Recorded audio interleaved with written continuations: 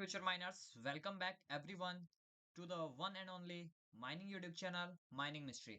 तो चलिए DGMS exam 2025 से रिलेटेड हम लोग आज कुछ क्वेश्चन देखते हैं जो आपके आने वाले एग्जामिनेशन जो जून में होने वाला है उसमें आपको हेल्प करेगा।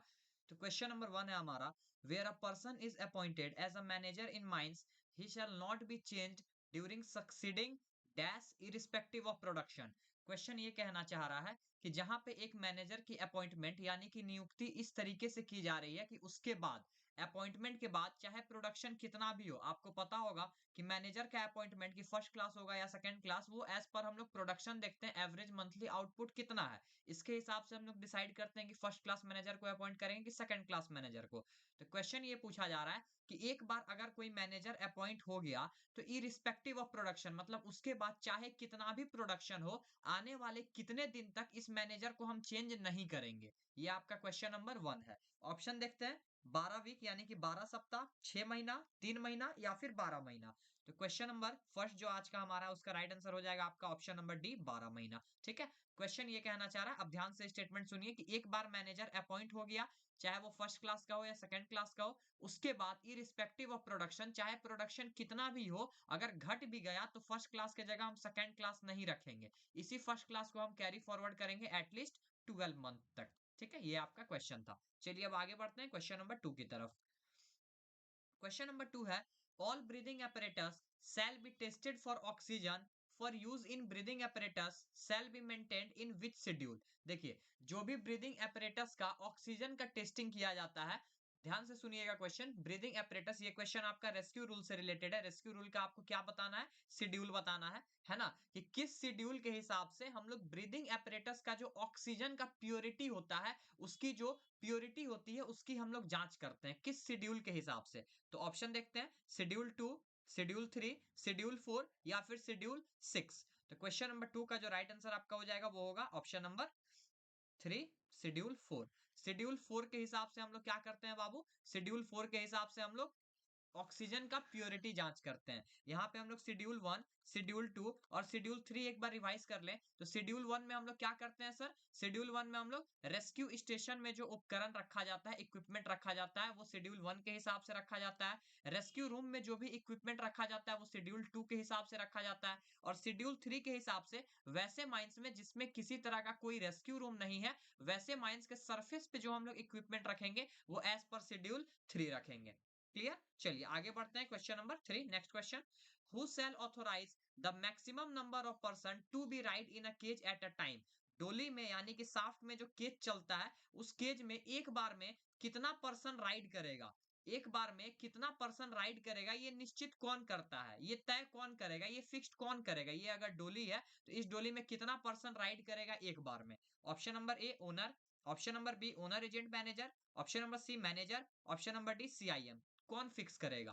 तो क्वेश्चन नंबर 3 जो है हमारा आज का, उसका राइट आंसर है आपका ऑप्शन नंबर सी मैनेजर। कौन फिक्स करता है सर, मैनेजर। मैनेजर के द्वारा ये सुनिश्चित किया जाता है और बकायदा पिट टॉप पे एक नोटिस चिपका हुआ रहता है कि मैक्सिमम एक बार में एक डोली में इतने आदमी से ज्यादा नहीं जाने चाहिए, चाहे वो 16 हो चाहे वो 17 हो। और इसको हम लोग डिसाइड कैसे करते हैं, डिसाइड इस तरीके से करते हैं कि हर एक पर्सन को 0.2 मीटर स्क्वायर का क्षेत्रफल एरिया जो है फुट के पास वो मिले, है ना। क्लियर है। चलिए, किसी को अगर कोई दिक्कत होगा तो कमेंट सेक्शन में पूछ सकते हैं। नेक्स्ट क्वेश्चन की तरफ हम लोग बढ़ते हैं, क्वेश्चन नंबर 4 की तरफ।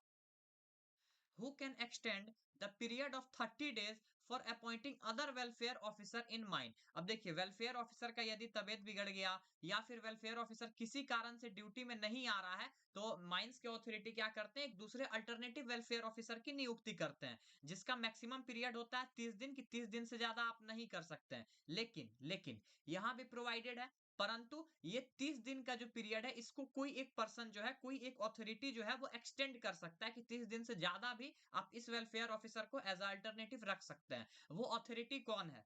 Option number A RIM, option number B owner agent manager, option number C manager, option number D CIM यानी चीफ इंस्पेक्टर ऑफ माइंस। तो क्वेश्चन नंबर जो हमारा 4 है उसका राइट आंसर आपका हो जाएगा ऑप्शन नंबर डी सीआईएम। कौन एक्सटेंड कर सकता है पीरियड को, सीआईएम यानी हमारे चीफ इंस्पेक्टर ऑफ माइंस। ठीक है। चलिए आगे बढ़ते हैं, नेक्स्ट क्वेश्चन।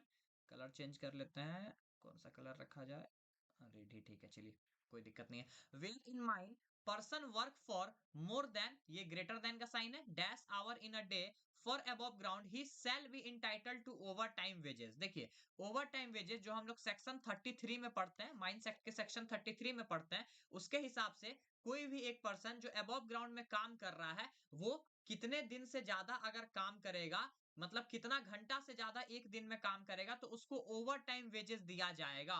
ये आपका क्वेश्चन नंबर 6 है। तो ऑप्शन देखते हैं। ऑप्शन नंबर ए 8 घंटा, ऑप्शन नंबर बी 9 घंटा, ऑप्शन नंबर सी 10 घंटा, ऑप्शन नंबर डी 12 घंटा। तो क्वेश्चन नंबर जो है ये इसका राइट आंसर हो जाएगा आपका, इसका राइट आंसर मार्क नहीं किया गया है, इसका राइट आंसर होगा ऑप्शन नंबर बी 9 घंटा। ठीक है, अबव ग्राउंड के केस में 9 घंटा से ज्यादा में आपको ओवर टाइम मिलेगा, और अंडरग्राउंड के केस में 8 घंटा से ज्यादा में आपको ओवर टाइम मिलना चालू हो जाएगा। क्लियर, चलिए आगे बढ़ते हैं। क्वेश्चन नंबर नेक्स्ट देखते हैं। In which case in open cast mines person holding degree diploma in mechanical engineering shall be appointed to hold charge. Open cast mines के केस में, किस केस में जो पर्सन डिग्री या डिप्लोमा की है मैकेनिकल इंजीनियरिंग में, उनको इंजीनियर का चार्ज जो है वो होल्ड करने दिया जाएगा, उनको क्या किया जाएगा, चार्ज होल्ड करने दिया जाएगा, उनको अपॉइंट किया जाएगा मशीनरी का चार्ज को होल्ड करने के लिए।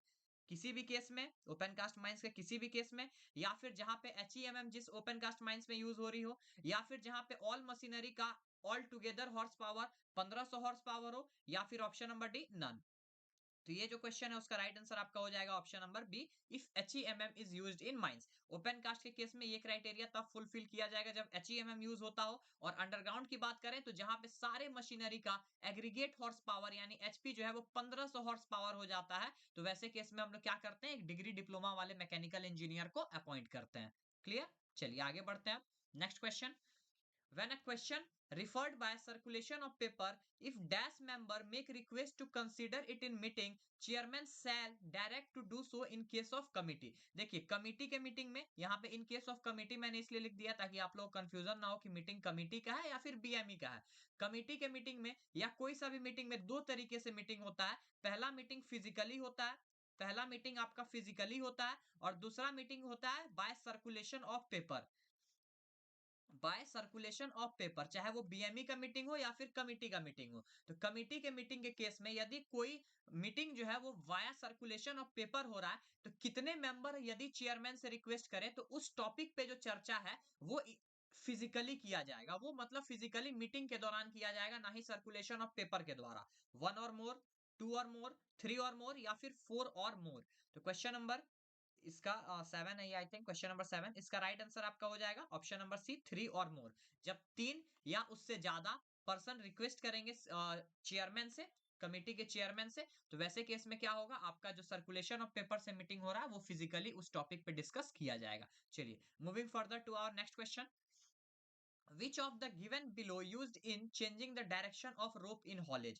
इनमें से कौन सा हॉलेज में रोप के डायरेक्शन यानी रस्सा के डायरेक्शन को, रस्सा के दिशा को चेंज करने में मदद करता है? Option number A pulley, option number B sheaves, option number C roller, option number D all. तो इस क्वेश्चन का राइट आंसर आपका हो जाएगा ऑप्शन नंबर डी ऑल, है ना।